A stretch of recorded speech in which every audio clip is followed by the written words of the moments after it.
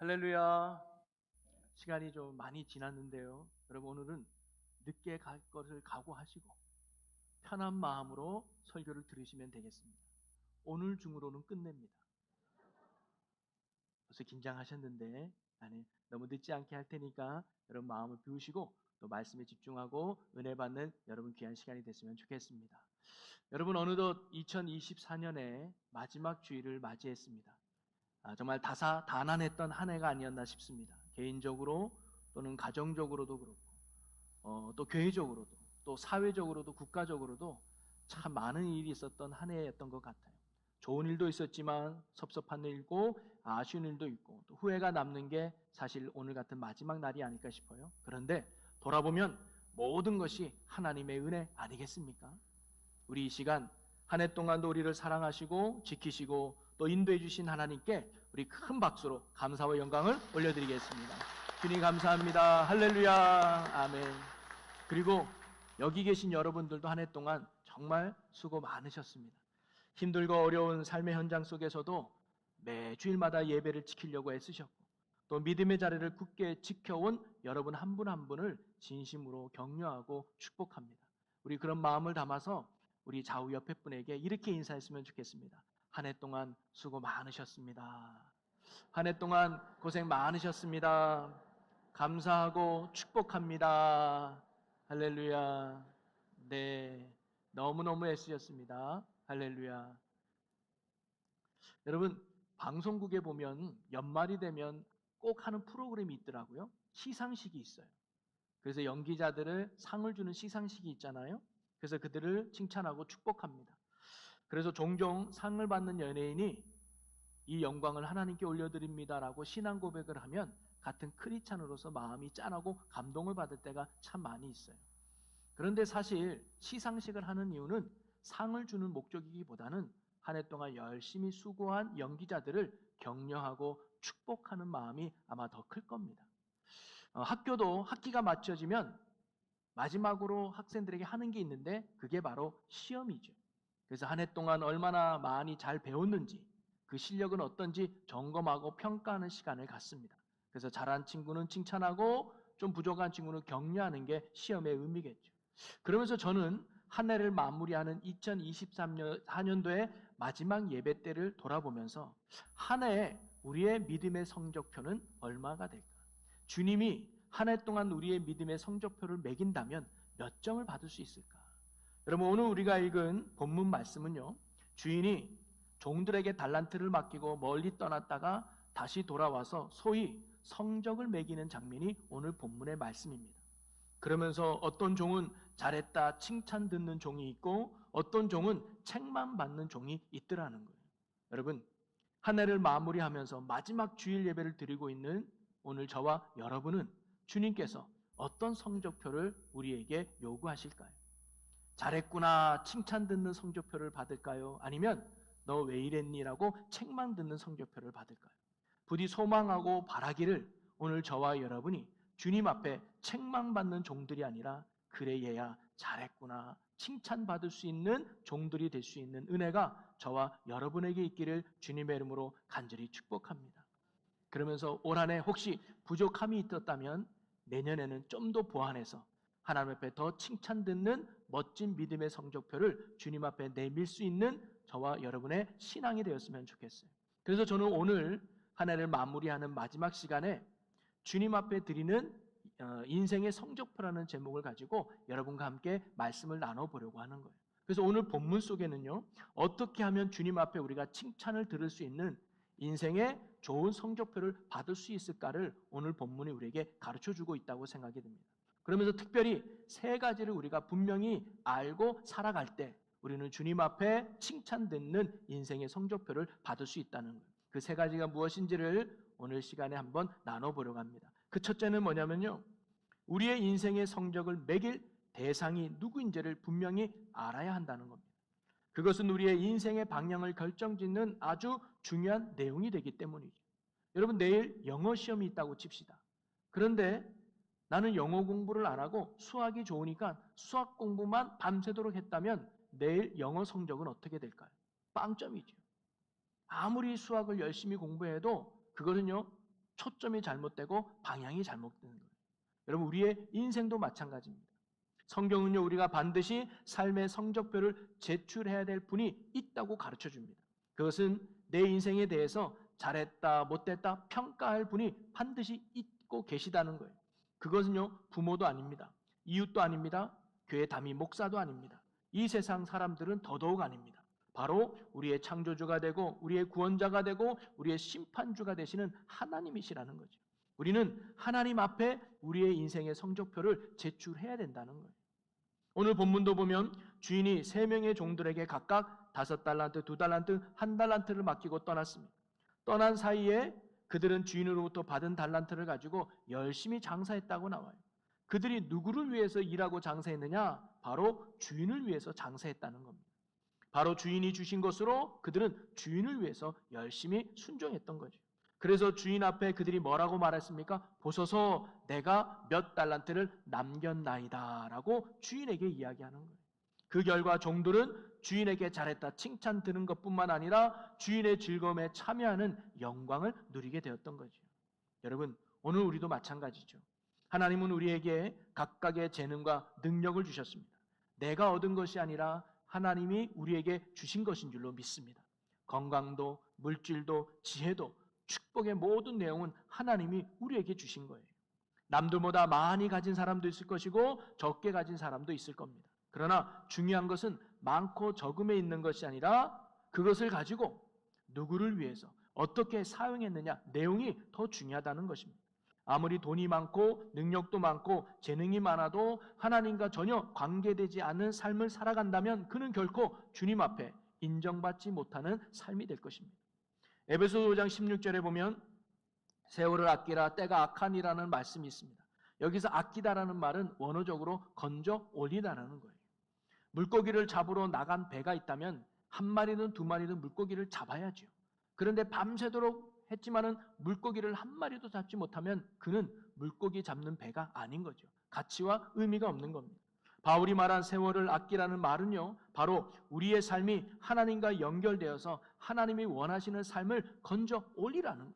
내가 원하는 삶이 아니라, 내가 기뻐하는 삶이 아니라 하나님이 원하시는 삶의 내용, 하나님이 기뻐하는 삶을 내용을 건져 올리는 것, 그런 시간만이 하나님이 우리를 매기신 성적표의 내용이 될 수 있다는 거예요. 여러분, 우리가 결코 잊지 말아야 될 것은 우리는 하나님 앞에서 그리고 하나님을 위해서 살아가는 자임을 꼭 명심하시기를 바랍니다. 이것을 깨닫고 살아갈 때 우리는 주님 앞에 칭찬 듣는 인생의 성적표를 얻을 수 있다는 거예요. 또 하나, 우리가 인생의 성적표를 제출할 대상이 하나님이시라는 것을 깨달았다면 또 하나 중요한 사실은 뭐냐면 하나님께 우리의 인생의 성적표를 제출할 날이 반드시 온다는 것을 우리가 또한 알아야 된다는 거예요. 오늘 말씀에도 19절에 보니까 오랜 후에 그 종들의 주인이 돌아와 그들과 결산할 때라고 나옵니다. 달란트를 맡긴 걸로 끝나는 게 아니라 이 주인은 반드시 이 달란트를 받은 종들과 결산할 때가 있다는 거예요. 그때를 알았기에 이 종들은 나가서 열심히 노력하고 장사했던 것입니다. 여러분, 우리도 하나님 앞에 우리의 인생에 대해서 결산한 날이 반드시 온다는 것을 알아야 돼요. 그것을 알고 살아갈 때 우리는 헛되이 인생을 살지 아니하고 하나님이 원하는 삶을 살아갈 수 있게 될 줄로 믿습니다. 누가복음 12장에 보면 한 부자 비유가 나오죠.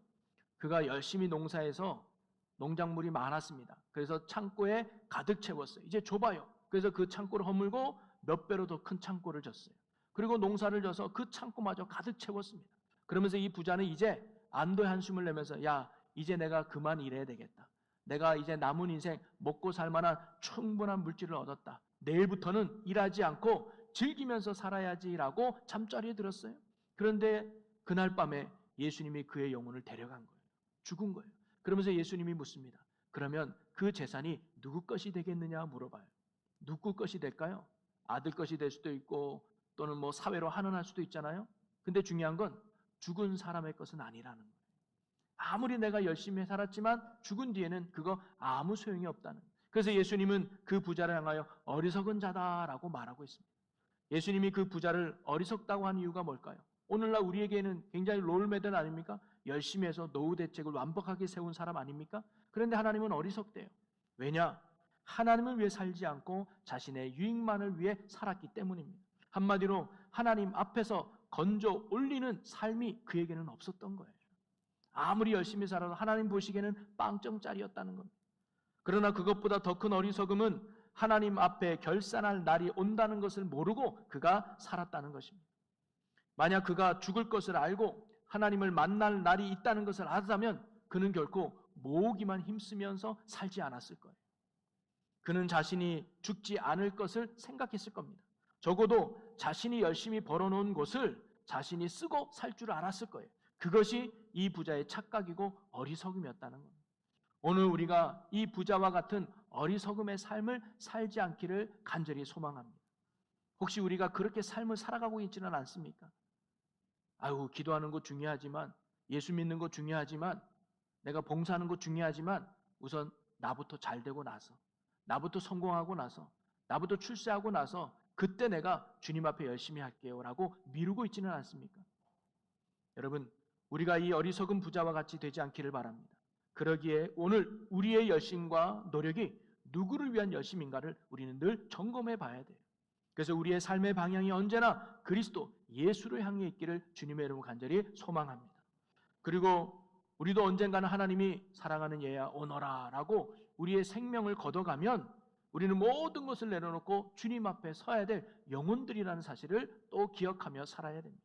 그러니 그때가 온다는 것을 알고 오늘 우리가 걸어가야 할 믿음의 길을 다음으로 미루지 않는 여러분이 되기를 바랍니다. 오늘 힘써야 될 믿음의 사명을 다음으로 미루지 않는 자가 되기를 바랍니다. 반드시 주님 앞에서 우리의 삶을 평가받을 날이 온다는 것을 믿고 오늘 우리가 걸어가야 될 믿음의 길을 힘들어도 신실하게 걸어가는 저와 여러분이 되고 오늘 우리가 감당해야 될 믿음의 사명이 힘들어도 신실하게 감당해낼 수 있는 저와 여러분이 되시기를 주님의 이름으로 간절히 축원합니다.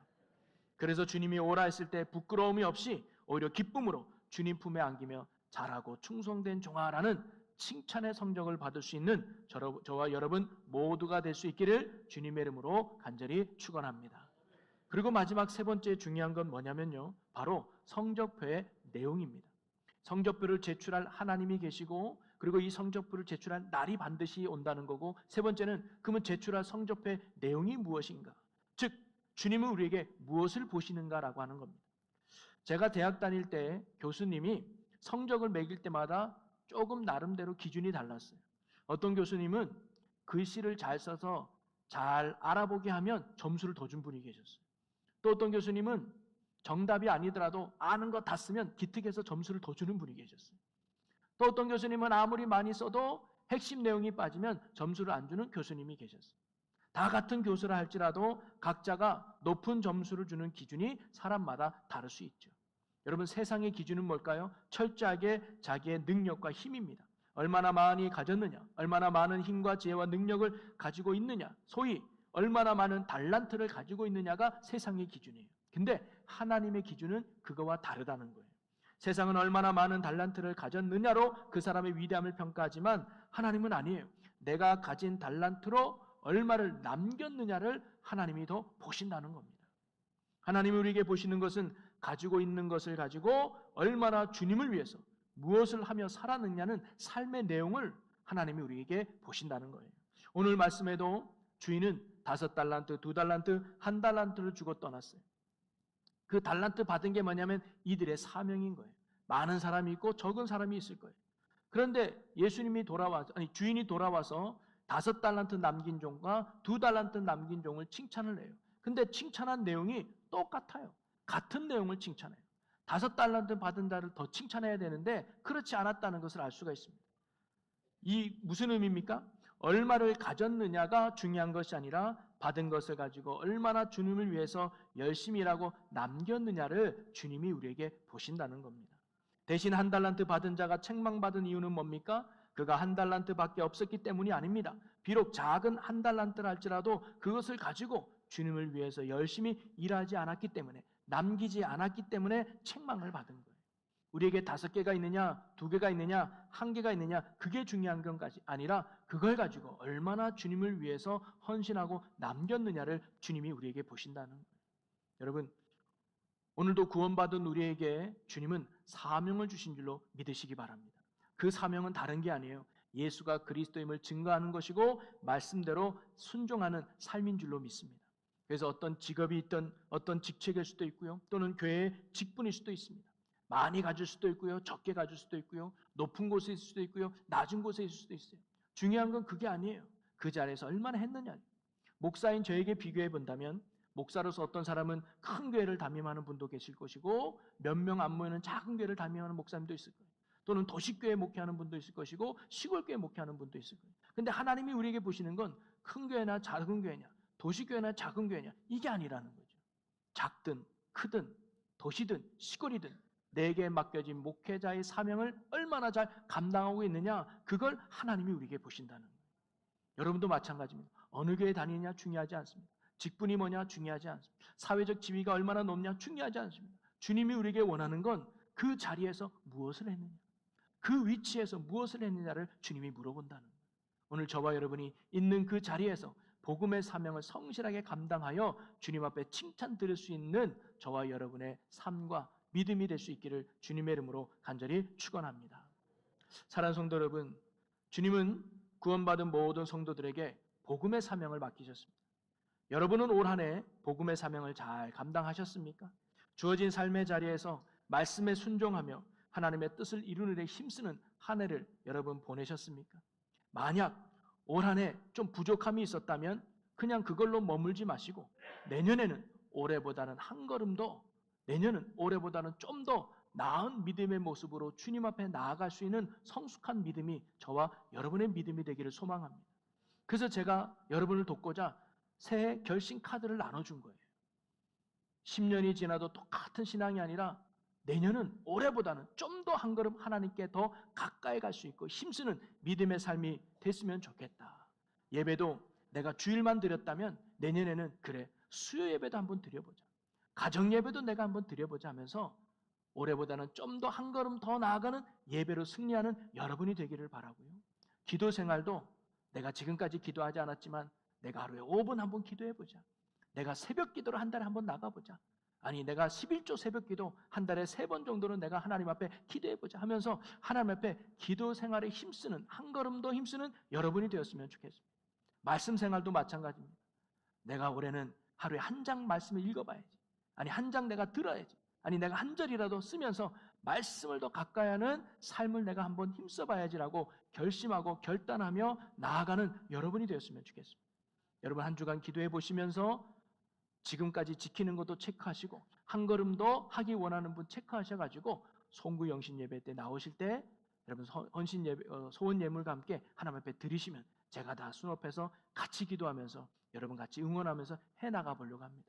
그래서 올해보다는 내년이 하나님 보시기에 더 칭찬되는 믿음의 좋은 성적을 얻을 수 있는 저와 여러분의 복되고 귀한 믿음의 삶이 되시기를 주님의 이름으로 간절히 축원합니다.